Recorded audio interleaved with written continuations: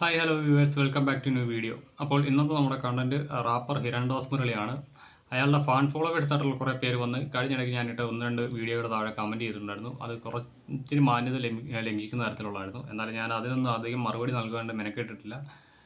എന്നാലും മറ്റൊരു കേസായിട്ട് ഞാൻ പറയട്ടെ, എനിക്ക് ഇയാളെ ഇനിയും ന്യായീകരിക്കുന്നതിനോട് ചോദിക്കാനുള്ളത്, അതായത് ഇയാളുടെ ആ കേസുമായി ബന്ധപ്പെട്ടുള്ള ന്യായീകരണമായിട്ട് ബന്ധപ്പെട്ടവരോട് ഞാൻ ഒന്ന് ചോദിച്ചിട്ടുള്ളത്, നാളെ നിങ്ങളുടെ വീട്ടിൽ ഏതെങ്കിലും ഒരു സ്ത്രീയെ, നിങ്ങളുടെ സഹോദരിയാകാം, അല്ലെങ്കിൽ നിങ്ങളുടെ മകളാവാം, നിങ്ങളുടെ അനുജത്തിയാകാം, അവരിൽ ആരെങ്കിലും ഇയാൾ കണക്ക് വിവാഹ വാഗ്ദാനം നൽകി യൂസ് ചെയ്ത ശേഷം ഇങ്ങനെ ചവച്ചു തുപ്പിക്കഴിഞ്ഞ് അവരൊരു പരാതിയുമായിട്ട് വരുമ്പോൾ അന്നും നിങ്ങൾ ഇയാളെ ന്യായീകരിക്കുമോ? ആ ഒരു ചോദ്യമാണ് എനിക്ക് പ്രസക്തമായിട്ട് നിങ്ങളോട് ചോദിക്കാനുള്ളത്. പിന്നെ മറ്റൊന്ന് ഒരു വിഷയമുള്ളത്, ഞാൻ ആ വീഡിയോ ചെയ്ത സമയത്തെല്ലാം പറഞ്ഞത് ഞാൻ അവൻ്റെ ജാതിയുടെ പേരിലാണ് ഞാൻ അവനെ ടാർഗറ്റ് ചെയ്യുന്നത്. അതായത് അയാളുടെ ജാതിയാണ് എൻ്റെ പ്രശ്നം എന്നൊക്കെ പറഞ്ഞുകൊണ്ടാണ് പല കമൻറ്റുകളും വന്നത്. എന്നെ സംബന്ധിച്ചിടത്തോളം ജാതി, മതം ഈ കാര്യങ്ങളിലൊന്നും ഞാനധികം ശ്രദ്ധ കേന്ദ്രീകരിക്കാത്ത ഒരാളാണ്. എൻ്റെ ജാതി എൻ്റെ സർട്ടിഫിക്കറ്റ്സിൽ മാത്രമായിട്ട് ഉണ്ടായിരുന്ന ഒരു കാര്യമായിരുന്നു. പിന്നെ ഞാൻ എന്തുകൊണ്ട് എൻ്റെ ജാതി ഇപ്പോൾ ഇവിടെ വെളിപ്പെടുത്തുന്നു എന്ന് ഞാൻ ചോദിച്ചു കഴിഞ്ഞാൽ, ഞാനൊരു നാടാർ കമ്മ്യൂണിറ്റിയിൽപ്പെട്ട ഒരാളാണ്. ഞാൻ കഴിഞ്ഞ ദിവസം ചെയ്ത ഒരു വീഡിയോയുടെ താഴെ വന്ന് പറഞ്ഞു, ഞാൻ എൻ്റെ ബ്രാഹ്മണന്മാരെയും നായന്മാരെയൊക്കെ തലയിൽ ചുമന്നുകൊണ്ട് നടക്കുന്നവനാണെന്നൊക്കെ പറഞ്ഞുകൊണ്ടായിരുന്നു ഈ വന്ന കമൻറ്റ്. അതിനുള്ള മറുപടി എനിക്ക് നല്ല രീതിയിൽ നൽകാൻ അറിയാമായിരുന്നു. പക്ഷേ ഞാൻ എന്തുകൊണ്ടോ അത് അവിടെ നിന്ന് ഒഴിവാക്കി സ്കിപ്പ് ചെയ്ത് വിട്ടു. എൻ്റെ ചാനലിൽ നിന്ന് ആ കമൻറ്റ് റിമൂവ് ചെയ്യുകയും ചെയ്തു. എന്നാലും ഇപ്പോൾ നിലവിൽ ആ കേസിൻ്റെ ഡീറ്റെയിൽസ് പറയാം. തൃക്കാക്കര പോലീസ് സ്റ്റേഷനിലായിരുന്നു ഈ കേസ് രജിസ്റ്റർ ചെയ്യപ്പെട്ടത്. വിവാഹ വാഗ്ദാനം നൽകി തന്നെ ലൈംഗികമായി പീഡിപ്പിച്ചു, കൂടാതെ ബലാത്കാരം ചെയ്തിട്ടുണ്ട് എന്ന് പറഞ്ഞിട്ടൊക്കെയായിരുന്നു ആ പരാതി വന്നത്. അതിൽ എനിക്ക് ഒന്നും ഇതുവരെ മനസ്സിലായിട്ടില്ല. മറ്റൊന്നുമല്ല, ഈ ബലാത്കാരം എന്ന് പറയുന്നത് ഒരു യുവതിയുടെ സമ്മതമില്ലാതെ നടത്തി കഴിഞ്ഞാൽ അത് ക്രിമിനൽ ഓഫൻസ് തന്നെയാണ്. പക്ഷേ അതിനകത്ത് മറ്റൊരു വിഷയമുണ്ട്. ഇവർ പറയുന്നുണ്ട് ഇവരുടെ ഫ്ലാറ്റിലേക്ക് ഇയാൾ വരികയായിരുന്നു, അതായത് ഈ സ്ത്രീയുടെ ഫ്ലാറ്റിലേക്ക്. അതായത് ഇവർ തമ്മിൽ പരിചയപ്പെട്ട ശേഷം ഇൻസ്റ്റാഗ്രാം വഴി ചാറ്റ് ചെയ്യുന്നുണ്ടായിരുന്നു.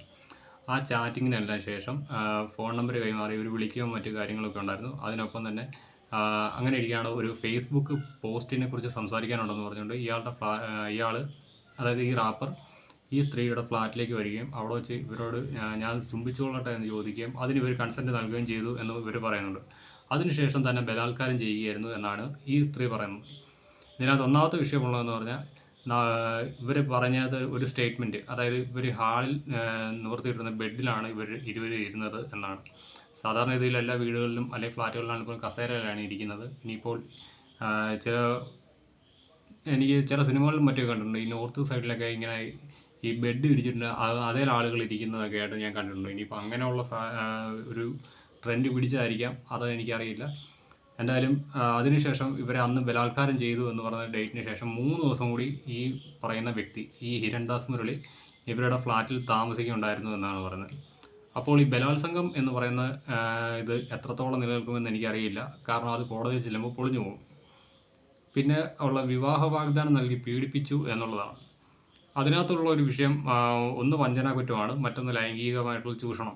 ഇതിനകത്ത് വരുന്ന ഒരു വിഷയം എന്ന് വെച്ചാൽ, ഇപ്പോൾ ഞാൻ ഈ വീഡിയോ 1-2 പ്രാവശ്യം ചെയ്തപ്പോഴത്തേക്ക് ചിലർ ഇതിന് താഴെ വന്ന് കമൻറ്റ് ചെയ്തു, ഉഭയസമ്മതപ്രകാരമുള്ള ലൈംഗിക ബന്ധത്തിന് ശേഷം സ്ത്രീ പരാതിപ്പെട്ട് കഴിഞ്ഞാൽ അത് നിലനിൽക്കില്ലെന്ന് സുപ്രീം കോടതി ഉത്തരവുണ്ട് എന്നാണ് വന്ന കമൻറ്റ്.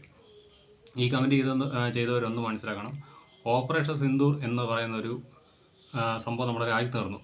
അതിനു മുമ്പ് നമ്മുടെ രാജ്യസുരക്ഷയുമായി ബന്ധപ്പെട്ട ഏതൊരു കേസ് വന്നാലും നമ്മുടെ ബഹുമാനപ്പെട്ട സുപ്രീം കോടതി, ആ സുപ്രീം കോടതി രാജ്യ താല്പര്യത്തിന് അല്ലെങ്കിൽ രാജ്യസുരക്ഷയ്ക്ക് ഘടകവിരുദ്ധമായിട്ട് കേന്ദ്ര സർക്കാർ കൊണ്ടുവരുന്ന ഈ ബില്ലുകൾക്കെതിരെയൊക്കെ ശക്തമായ നിലപാടുകൾ സ്വീകരിക്കുമായിരുന്നു. മനുഷ്യത്വം, മനുഷ്യാവകാശം എന്നിവ പറഞ്ഞുകൊണ്ടായിരുന്നു അന്ന് ആ നിലപാടുകളെല്ലാം എടുത്തിരുന്നത്.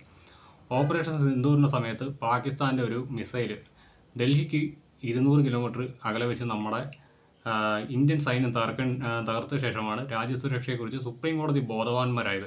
അതായത് അന്ന് ആ മിസൈൽ പതിച്ചിരുന്നെങ്കിൽ ഡൽഹി എന്ന് പറയുന്ന സ്ഥലം കാണില്ലായിരുന്നുവെന്നും ആ കോടതി അവിടെ ഉണ്ടാവില്ലായിരുന്നു, ജഡ്ജിയായിട്ട് താനും അവിടെ ഇനി ഉണ്ടാവില്ലായിരുന്നു എന്നുള്ള സത്യം അവർ തിരിച്ചറിഞ്ഞ അന്ന് മുതലാണ് നമ്മുടെ ജഡ്ജിമാർ ഈ കേസ്, രാജ്യസുരക്ഷയുമായി ബന്ധപ്പെട്ട കേസിൽ മനുഷ്യത്വവും മനുഷ്യാവകാശം എന്നിവ മാറ്റി വെച്ചുകൊണ്ട് രാജ്യ താല്പര്യത്തിനൊപ്പം നിൽക്കുന്ന സമീപനം സ്വീകരിച്ചത്. ഇതേപോലെ ഈ ഉഭയകക്ഷി സമ്മതപ്രകാരം ലൈംഗിക ബന്ധത്തിൽ ഏർപ്പെട്ട ശേഷം പുരുഷൻ വിവാഹത്തിൽ നിന്ന് പിന്മാറിക്കഴിഞ്ഞാൽ പീഡനക്കുറ്റമല്ല എന്ന് പറയുന്ന കോടതിയുടെ നിലപാട് മാറണമെങ്കിൽ നാളെ ഏതെങ്കിലും ഒരു ജഡ്ജിയുടെ മകളോ അനന്തരവളോ അല്ലെങ്കിൽ ചെറുമകളോ ഒക്കെ ഇത് ഒരു ട്രാപ്പിൽ ചെന്ന് പെട്ട് കഴിയുമ്പോഴേ ഇവരുടെയൊക്കെ തലയിൽ ബോധോദയം ഉണ്ടാവും. അന്ന് ഈ പറയുന്ന ഇവർ തന്നെ ഉണ്ടാക്കി വെച്ച ഈ നിയമങ്ങളും ഉത്തരവുകളും ഇവർ കാറ്റിൽ പറത്തും. അത് ചരിത്രമാണ്. എന്തായാലും ഈ വിഷയത്തിൽ എനിക്ക് പറയാനുള്ളത് അത് കോടതിയാണ് തെളിയിക്കേണ്ടത്. പിന്നെ ഇയാൾക്കെതിരെ വന്ന ഈ ആരോപണം അതത്ര ലഘൂകരിച്ച് കാണാൻ ഞാൻ താല്പര്യപ്പെടുന്നില്ല. കാരണം സ്വന്തം അമ്മയെക്കുറിച്ച് കൂട്ടുകാരുമായി സംസാരിച്ചുകൊണ്ടിരിക്കുമ്പോൾ സ്വന്തം അമ്മയെ ഒരു കോൾ ഗേളായിട്ട് ചിത്രീകരിക്കുക. അതിനൊക്കെ സ്വന്തം സഹോദരിയുടെ സ്വകാര്യ ഭാഗം ആണുങ്ങളുടെ പോലെയാണ് ഇരിക്കുന്നത് എന്ന് പറഞ്ഞുകൊണ്ട് സഹോദരിയെ ഹ്യൂമിലേറ്റ് ചെയ്യുക കൂട്ടുകാർക്കിടയിൽ. അങ്ങനെയുള്ള ഒരു സ്വഭാവ വൈകൃതം ഇയാൾക്കുണ്ട് എന്നാണ് ഈ സ്ത്രീ അന്നൊരു ഇൻ്റർവ്യൂ നൽകിയപ്പോൾ പറഞ്ഞത്. അതുകൂടാതെ ഇയാൾക്കെതിരെ വന്ന ഒരു മീറ്റു ആരോപണം ഉണ്ടായിരുന്നു. അതായത് ഏതൊരു പെൺകുട്ടിയെ പരിചയപ്പെട്ട് അവരുമായി സംസാരിച്ച് പരിചയത്തിലായി കഴിഞ്ഞാൽ സ്കോർട്ട് ചെയ്ത് തരട്ടെ എന്ന് ചോദിക്കുന്ന ഒരു മനോവൈകൃതം ഇയാൾക്കുണ്ട്. അതുകൂടാതെ എല്ലാ സ്ത്രീകളോടും ലൈംഗിക ബന്ധത്തിൻ്റെ താല്പര്യമുണ്ടോ എന്ന് ചോദിച്ചുകൊണ്ട് സമീപിക്കുന്ന ഒരു വൈകൃതം ഇയാൾക്കുണ്ട്. കൂടാതെ പാർട്ട്ണർക്ക് എത്ര വേദനിച്ചാലും ബ്ലീഡിംഗ് ഉണ്ടായാൽ പോലും തൻ്റെ സംതൃപ്തി കണ്ടെത്തുവാൻ ശ്രമിക്കുന്ന ഒരു മനോവൈകൃതം ഇയാൾക്കുണ്ട്.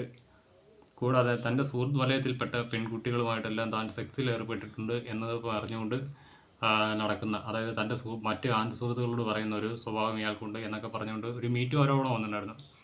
ഈ ആരോപണം എല്ലാം സത്യമാണ്, താൻ അതിൽ ഖേദിക്കുന്നു, ക്ഷമ ചോദിക്കുന്നു എന്ന് പറഞ്ഞുകൊണ്ട് ഈ വ്യക്തി തന്നെ തൻ്റെ ഇൻസ്റ്റാഗ്രാം പേജിൽ ഒരു പോസ്റ്റ് പങ്കുവച്ചിട്ടുണ്ടായിരുന്നു. അതിൻ്റെ ഡീറ്റെയിൽസ് കാണണമെങ്കിൽ ലൂണ ടാൽക്സ് ആ ചാനലിൽ പോയി കഴിഞ്ഞാൽ കിട്ടും. ലൂണ ടാൽക്സ് എന്ന് പറഞ്ഞ ആ ചാനൽ ഇയാൾ നടത്തിയ ക്ഷമാപണം വരെ കൃത്യമായ രീതിയിൽ ഇട്ടിട്ടുണ്ട്. ഞാനെന്തായാലും കുറച്ച് വീഡിയോകളിൽ ഇനിയിപ്പോൾ എൻ്റെ അഭിപ്രായങ്ങൾ മാത്രമേ ചേർക്കുന്നുള്ളൂ. ആ വീഡിയോസ് ഞാൻ കഴിവതും ഒഴിവാക്കാൻ ശ്രമിച്ചുകൊണ്ടിരിക്കുകയാണ്. മറ്റൊന്നും കൊണ്ടല്ല, എനിക്ക് അധികം ഈ വീഡിയോസ് എഡിറ്റ് ചെയ്തതിനൊപ്പം ചേർക്കാൻ ഇച്ചിരി ബുദ്ധിമുട്ടാണ്. എന്നാലും ഞാൻ ചില കേസുകളിൽ മാത്രമേ അത് ഉപയോഗിക്കാൻ ഇനി താല്പര്യപ്പെടുന്നുള്ളൂ. അപ്പോൾ ആ വീഡിയോ ഒന്ന് പരിശോധിച്ചാൽ മനസ്സിലാവും. എന്തായാലും ഇപ്പോൾ നിലവിൽ ഇയാൾക്കെതിരെ ലുക്കൗട്ട് നോട്ടീസ് ഇറക്കിയിട്ടുണ്ട് എന്നാണ് അറിയാൻ സാധിച്ചിരിക്കുന്നത്. ഇയാൾ പിടിക്കപ്പെടുമോ എന്ന് ചോദിച്ചു കഴിഞ്ഞാൽ എനിക്കറിയില്ല. കാരണം കഴിഞ്ഞ തവണ ഇയാളെ കഞ്ചാവുമായി പിടിക്കപ്പെട്ടപ്പോൾ അന്ന് പിടികൂടിയ ഉദ്യോഗസ്ഥൻ ഇന്നും നക്ഷത്രക്കാർ എണ്ണിക്കൊണ്ടിരിക്കുകയായിരുന്നു. അന്ന് ഇയാൾ ജയിലിലേക്ക് പോയി. അതിനുശേഷം ക്ഷമാപണമെല്ലാം നാട്ടുകാരോട് നടത്തിയ ശേഷമാണ് ഇയാൾ അറിയുന്നത് തനിക്ക് വേണ്ടിയിട്ടൊരു ക്യാമ്പയിൻ, തൻ്റെ ജാതി ഉപയോഗിച്ചുകൊണ്ട് ഒരു ക്യാമ്പയിൻ നടന്നിട്ടുണ്ടായിരുന്നു.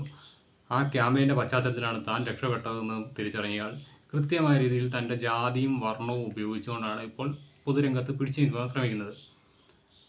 ഇയാൾ നല്ലൊരു മികച്ച പാട്ടുകാരനാണ്. ഇയാളുടെ പാട്ട് എന്ന് പറയുന്നത് ദൈവം നൽകിയ ഒരു വരദാനമാണ്. പക്ഷേ അതെല്ലാം മാറ്റി വെച്ച് കഴിഞ്ഞാലും ഇയാളുടെ സ്വഭാവ വൈകൃതം അത് എത്രത്തോളം യാഥാർത്ഥ്യമാണെന്ന് ഇയാൾ തന്നെ പലപ്പോഴും തെളിയിച്ചിട്ടുണ്ട്. ഇതുകൂടാതെ ഇയാൾ തന്നെ ക്ഷമാപണം നടത്തിയതായിട്ടും നമുക്കറിയാം. അതായത് ഈ മീറ്റു ആരോപണം പോലും സത്യമാണ് എന്ന് ഇയാൾ തന്നെ സമ്മതിക്കുന്ന ഒരു പോസ്റ്റാണ് അന്ന് ഇൻസ്റ്റാഗ്രാമിൽ പങ്കുവെച്ചത്. അതെല്ലാം കണ്ട ശേഷവും ഇയാൾ ഇതൊന്നും ചെയ്തില്ല എന്ന് വിശ്വസിക്കാൻ മാത്രം പൊട്ടനല്ല ഞാൻ.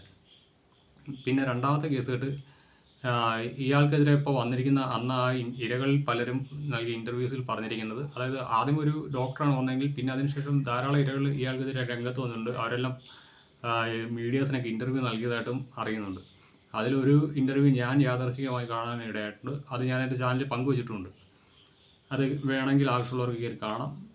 അതിനകത്ത് പറയുന്നുണ്ട് ഇയാൾ കഞ്ചാവ് മാത്രമല്ല, കഞ്ചാവ് പോലും 3 നേരം ഉപയോഗിക്കും. അതായത് നമ്മളൊക്കെ ആഹാരം കഴിക്കുന്നതാണ് കഞ്ചാവ് ഉപയോഗിക്കുന്നതെന്നാണ് പറയുന്നത്. അതുകൂടാതെ സിന്തറ്റിക് ലഹരികളായിട്ടുള്ള MDMA പോലുള്ള മാരകമായിട്ടുള്ള ലഹരി മരുന്നുകളും അതുകൂടാതെ ഉറക്ക ഗുളികയും എല്ലാം ഇയാൾ യൂസ് ചെയ്യുമെന്നാണ് അവർ പറഞ്ഞിരിക്കുന്നത്. അങ്ങനെയുള്ള ഒരു വ്യക്തി എങ്ങനെയാണ് നമ്മുടെ സമൂഹത്തിന് റോൾ മോഡലാകുന്നത് എന്ന് എനിക്കറിയില്ല. എന്തായാലും വിയർപ്പ് തുന്നിയ ഇട്ട കുപ്പായം, ആ വിയർപ്പ് ആരുടെ വിയർപ്പായിരുന്നു എന്ന് ഇപ്പോൾ ഏകദേശം എല്ലാവർക്കും മനസ്സിലായിട്ടുണ്ട്. ആ വിയർപ്പ് മാത്രമല്ല, അതിൽ പലരുടെയും കണ്ണീരും ഉണ്ടായിരുന്നു.